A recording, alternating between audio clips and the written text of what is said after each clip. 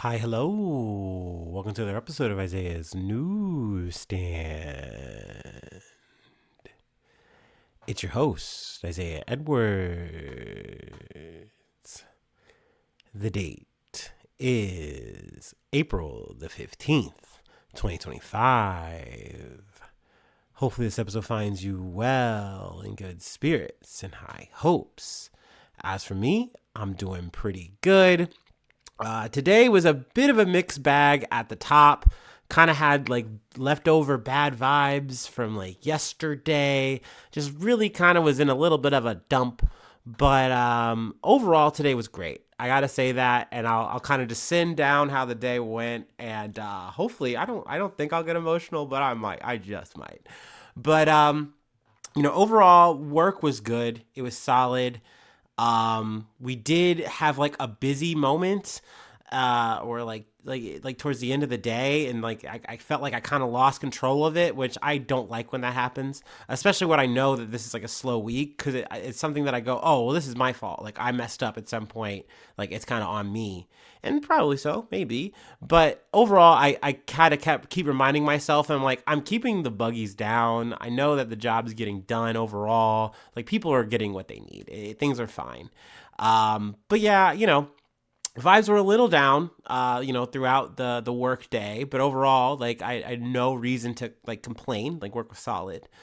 After work, we go to the gym. Gym goes well. Another solid session in the books, which we love. And then I get home. And this is where, the story gets a little good because it's weigh-in check time. I had a big weigh-in that was very crucial for me. I am officially 197 pounds. I broke 200. That was so big for me because all my life I've always been, 200 something, right? Like that's for all of my teenage to adult life, that is what I can pretty much remember. I cannot recall a time personally where I hopped on a scale and can remember, oh, yeah, I'm 100 something. So this was a massive day for me. Um, like it was one of those things where I could kind of I started seeing it coming, and that's part of the reason why I've been trying to work so hard lately and really use this time despite being sick. Like I just didn't want to let up. I didn't want to take my foot off the pedal. And I'm glad. I'm mostly glad too with this diet. This diet is crazy. Like it is one of those things where this is maybe the first time in the kitchen I've actually exerted a level of discipline that I've never exerted before. Sticking to the same meal every day. Doing little variations every now and then here and there, but overall the same chicken and rice with some lettuce and some carrots every day. And that to me, once again, you wind the clock back a year ago, the Isaiah wouldn't have never done that. He couldn't have handled that. Like it would have been like, no, I need my variety. I need to have this one day. I need that one day. I'll go crazy if I don't. My life's not a prison, buddy. But here I am. I finally made those choices, applied with the consistency at the gym, and it feels good. It feels so good. Now, the work's not done, of course, and I don't know if I'm going to really strive to hit like a 190 or more, in the future. I don't know if that's really in the cards for me or if I'm going to maybe lose a little bit more and then say, hey, it's more about trying to bulk up now. But not like bulk up in like a dirty way, but bulk up in like a way that I'm gaining muscle, I'm generating muscle. Because I still want to have a better body composition. I think the goal for me is to be around 30% body fat. I think that would be cool. I'd be happy with that look. We'd have to see, of course. I would estimate, obviously, because I've never had like an actual hard read on what exactly my body composition is. I'm thinking I'm probably about anywhere from 35 to 37%. So 5% is, pretty considerable for me, I feel like, to make happen. But that's something that's going to happen in time and consistency. It's not something that I can just snap my fingers and get. This number is so crucial. It's so massive for me to get here. So yeah, like today is weird. Today is emotional in a way that I didn't expect. And now I'm talking about it and I'm just like, wow. But yeah, like it feels good. People ask me a lot, like, how do you feel? You bet you feel so different. And like in a lot of ways I haven't. I haven't. I felt like I'm the same. Like I'm the same 263-pound guy. But I'm not. Like, and it feels good. It just feels good to have really applied myself throughout this fall, throughout this winter. And it's been 7 months so far, just with the gym time. I mean, when you expand it out, I've really been doing like home workouts and stuff like that, for a few years now, but it just feels really good. So, thank you for, sticking with me, my dear listeners, hanging out, listening to this blog. Also, it's worth noting I'm running a little bit of a different setup. I mean, hopefully it's not too noticeable, but I'm running two laptops now at the same time, so that it's a bit different. I got to look two different directions, but I'm hoping that this is helping the quality.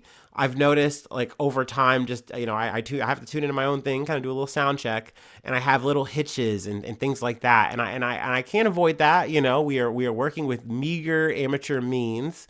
But and I've mentioned my situation before with my newer laptop being bad sound quality, and I really can't seem to fix that. So I figured, hey, we can split the baby, run them both, and I'm hoping that just having the one laptop just do the recording, that's going to lead to less problems. But we'll see. Fingers crossed. Hopefully it's going well so far. Granted, yes, I am still a little bit sick. You can probably hear the little bit of the nasaliness, the congestion, but I feel a lot better. I'm just hawking up some loogies and stuff, unfortunately. But, overall, like, we are on the road to recovery. I'm feeling good. So, yeah. So, wow. Like, I didn't expect to get emotional. I was like, I'm sure I'll be fine. But I did a little bit. But, yeah, let's go ahead and do our startup, and we can get into some news. How's that sound? Let's get to brass tacks.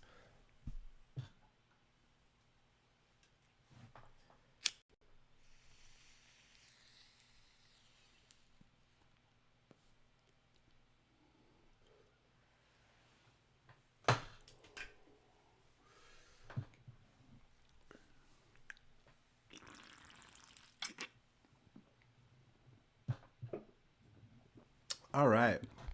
All right. Now, I wanted to add, this isn't like an update.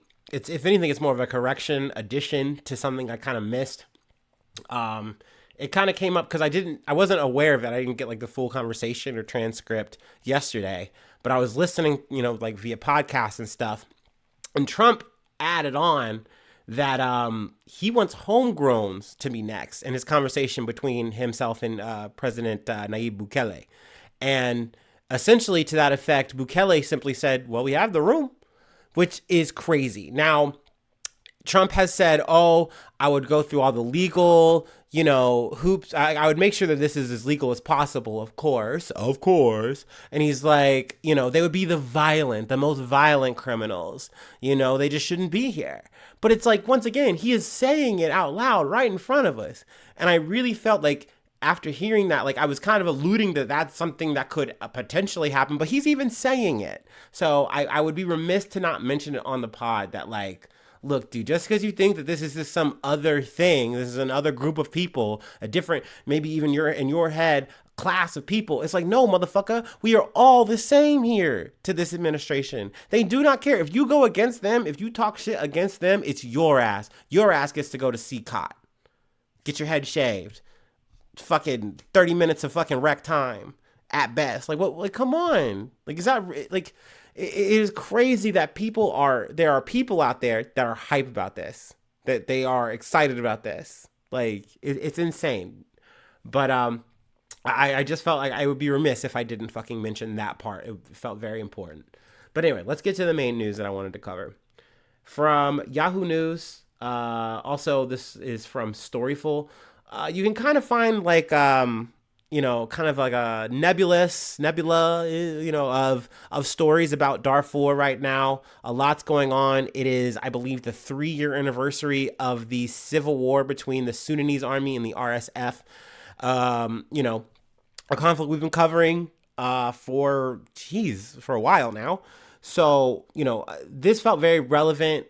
And I wanted just to find something to kind of highlight what's going on specifically in Darfur and maybe kind of expand a little bit out, just talk a little bit more about it too. More than 100 people were killed as Rapid Support Forces, or the RSF, affiliated troops allegedly carried out coordinated assaults on camps housing internally displaced people in Darfur, Sudan, the UN said on April 14th. Among those killed at the Zamzam and Abu Shuk camps were 23 children, as well as 9 humanitarian workers who were operating one of the last remaining health posts, the UN said. The latest attack started on April 11th, according to the UN. Footage, then they say they have footage here, but they said 120,000 people had arrived from the Al Fasher, Abu Shuk, and Zamzam camps. Footage shows women tending to a woman on the ground. The women say she hasn't eaten during 3 days of travel. I believe they said it was like 6 hours if you had a vehicle to get to where they were trying to go, but they had to do that on foot. There was no other means, and you had to get out of there. Now, like I said, we've covered a lot about this conflict. I think last where we left off, the Sudanese army had more or less taken Khartoum, which is the capital of Sudan. That is more or less the case, but that being said, there is still fighting in pockets of Khartoum. I'm sure I'm getting that pronunciation wrong. But it seems that the RSF has said, okay, we're losing the battle there, but we're obviously not done. And they are focusing more on the Darfur region and more or less just completely trying to get full control. So they're doing a lot of these push outs, a lot of just aggression and just taking over the area. Another part I wanted to mention here, this is from the DW, but still on like the Yahoo News thing. Some 400,000 people have been forced to flee the largest displacement camp in Sudan's region after the paramilitary Rapid Support Forces took control. The UN International Organization of Migration, or the IOM, said Monday. Just kind of more or less an add-on to what I just mentioned earlier. So I wanted to start off with that. I know there's a lot going on. This is a bit of a random aside as we segue into our next story, but I know in Gaza, I believe 2 hospitals were hit. I haven't heard any casualties, but I mean, it's the same fucking song and dance where, Israel says, oh, we're trying to target Hamas. We're trying to get them, their command control centers. And then they wind up attacking, innocent civilians. They're trying to shut down hospitals and essentially make them, targets and ineffective, and it's like, okay, that's not allowed, but yet they keep doing it over and over and over again. That's definitely worth mentioning, and obviously, going into more details over, but there's just a lot going on, so I really haven't been able to focus on it too much. But then there was also this as well, so I was like, all right, anyway, let's move on though to Hungary. Actually got to blow my nose, please excuse me.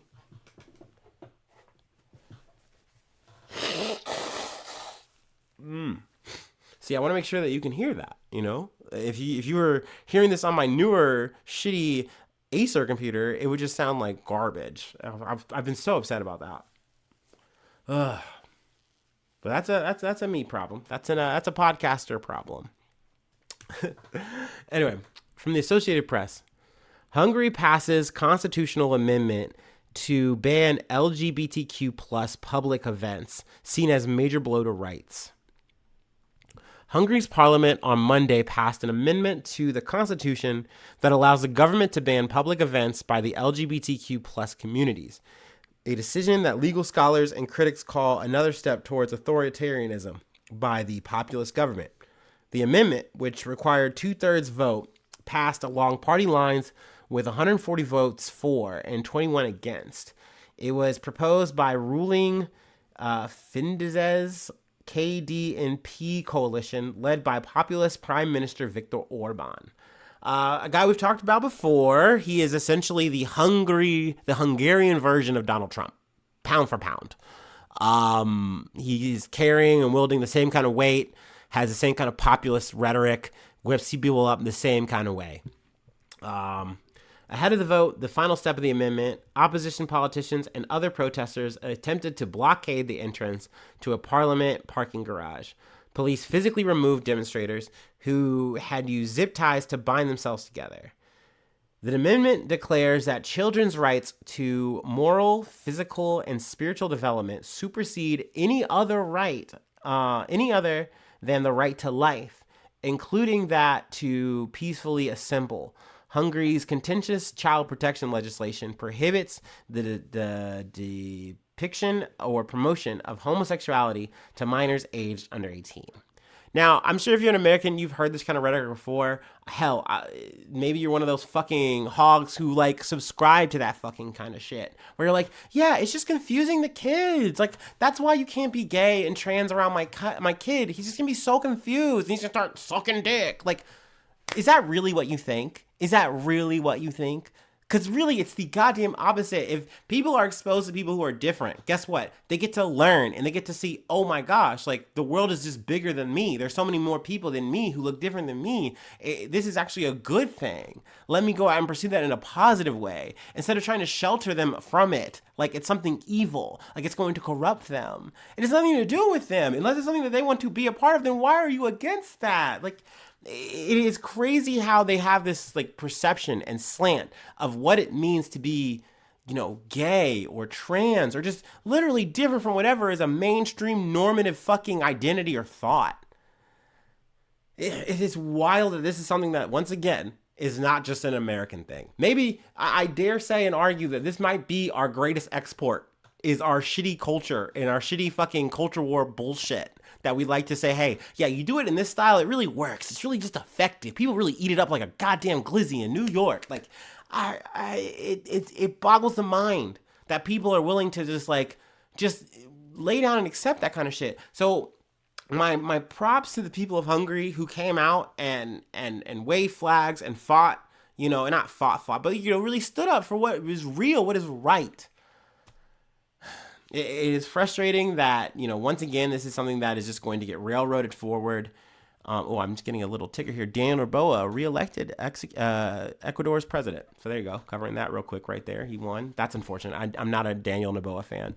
But, you know, so it goes. That's the world we live in. Anyway, the amendment codifies a law fast-tracked through Parliament in March that bans public events held by LGBTQ plus communities, including a popular pride event in Budapest that draws thousands annually.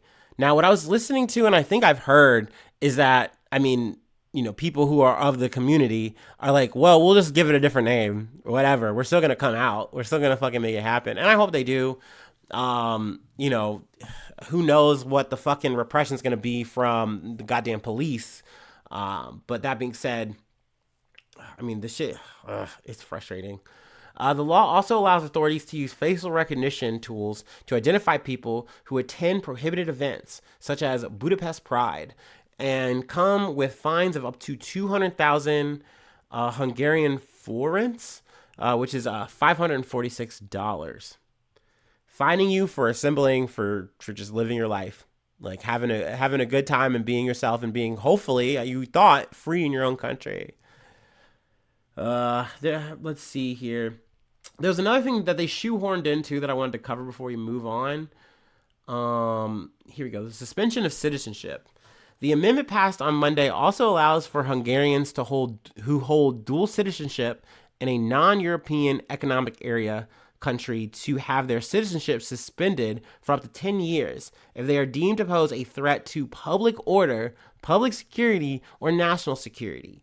So yet again, you see in a country, they are running rampant with your civil rights. And like, sure, the big headline here is like, oh, gay bad. Oh, you hate that, don't you? And you're like, oh, yeah, I'm scared of the homosexuals. Maybe they're going to make me gay. Ooh. But they also do this shit too, where they're like, hey, we are potentially, if you are saying or doing something we don't like, we're going to find a way to make that fucking hell for you. One way or a goddamn another. Is that so different than, us in the fucking US of A? God damn it, no, it's not. And I mean, sadly, this is just, I guess that's the way the world is working. You know what I mean? And I know it's not new. I know it's not fucking new. And I say it's an American thing because it's just like that's just how I'm viewing it through my time and growing up. But I know that this is just a beat, a pulse that has been going on and on and on and on and on. Because I know that people, I always hate the people too who act like being trans, being gay, like all these things are like new phenomena. Like they just came out of nowhere. Like this is some grassroots movement. I'm gay now. Like gay is the rage. Like no, dude, it has been a thing in memoriam since like we began as people. Like you go through Asian history, they were gay. They were sucking and fucking each other's butts and shit. What were we talking about? Like come on, be for real, dude. It's just it's this weird thing of just like, well, it's different for me, and I'm confused by it. I'm upset because I'm confused, and I now have to like suppress that. I have to suppress them. I have to repress them. I have to make sure that they're oppressed and quiet about how they are, so it doesn't make me feel so uncomfortable, and I feel better. Like what is that? Like if you feel that way in any way, shape, or form, I really do implore you, just look within. Like look within. That can't be how you really feel. I hope not. I really do. Anyway, let's move on to some other shit. We're talking technically terrorism. Sorry, I don't know. I shouldn't maybe do that. Then people are gonna be like, "Oh, you support terrorism because you did a guitar riff." Look, Call of Duty can do it. Why can't I? Anyway, let me take a water break. I need a water break. I need to get some H2O.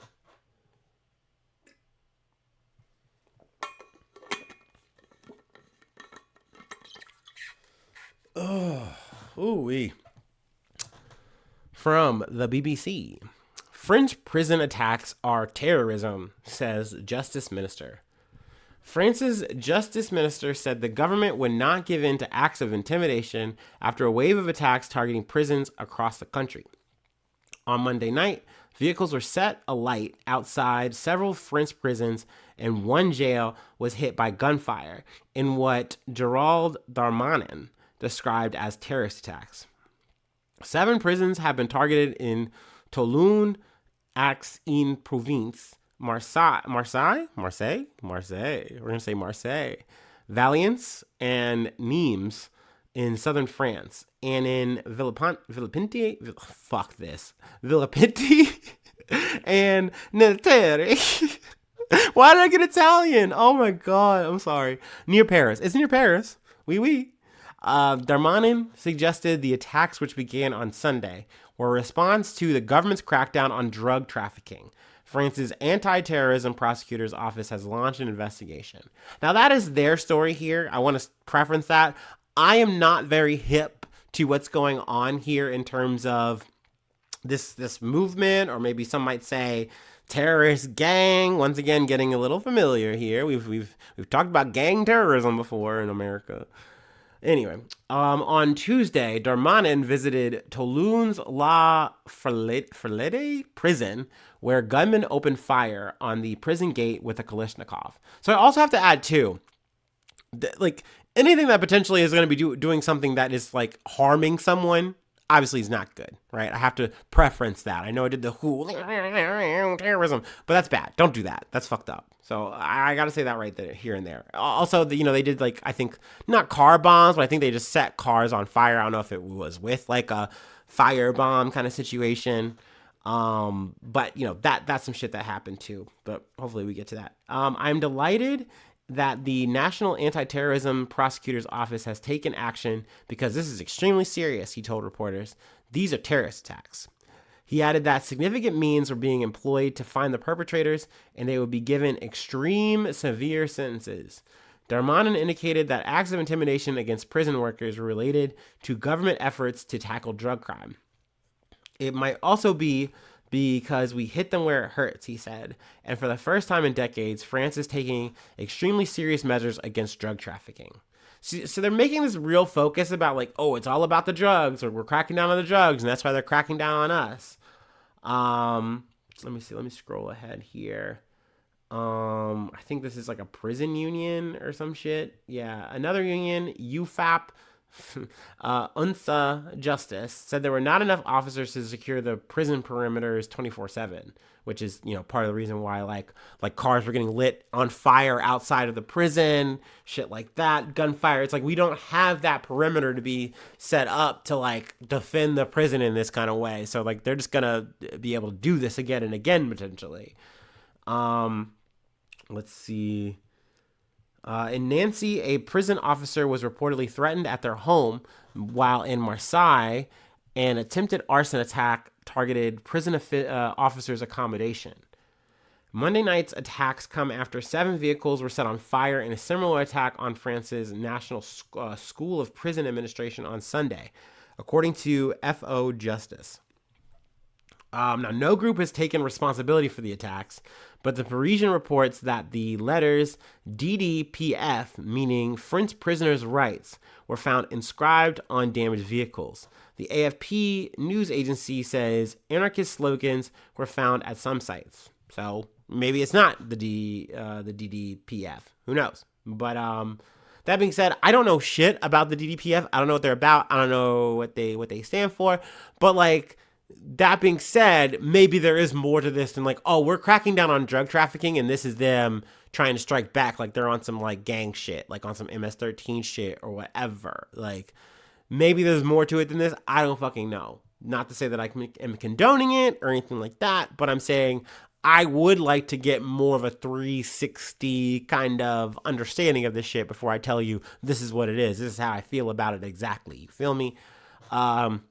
That being said, when I heard that I was like, this was going down, we got some fucking firebombing and shit, and we got like on a fucking prison. I don't, and this is a random aside. This is me getting anecdotal, and this has nothing to do with anything. But I pictured this scene in my head, especially with the Kalishnikov situation. It took me back to Fallout New Vegas. And I'm just thinking, there's like a moment when you're in the fucking Mojave. It can be towards the beginning, depends on how you take it, right? Where there's a prison. I think it's called like there's like a ganger gang or something. I forget the name of the gang. But you have to like kind of take them on or something. And I think there's like fiends, which is a whole other group. And I just remember walking up to this prison and I'm like, wait, I'm assaulting a prison. This is insane. And I just think like, would that be what it feels like? I'm like, well, maybe you got your homies with you or something. Maybe I got Veronica on the side. We can handle this. Maybe Cassandra and I can do this. I don't know. Look, if you know, you know. I'm in the weeds here, but I felt like I had to get this out into the podcast, if not for y'all, for myself. When I play it back one day. But anyway, that was my first thought that came to mind when I was reading this and learning about this French prison assault. Anyway, all right, we have one more thing I wanted to cover. Technically, I don't want to say it's good news, but silver lining, nobody dies. Nobody dies. Everybody lives. We love that. Anyway, let's go ahead and take our last break, and we will close out with a boom.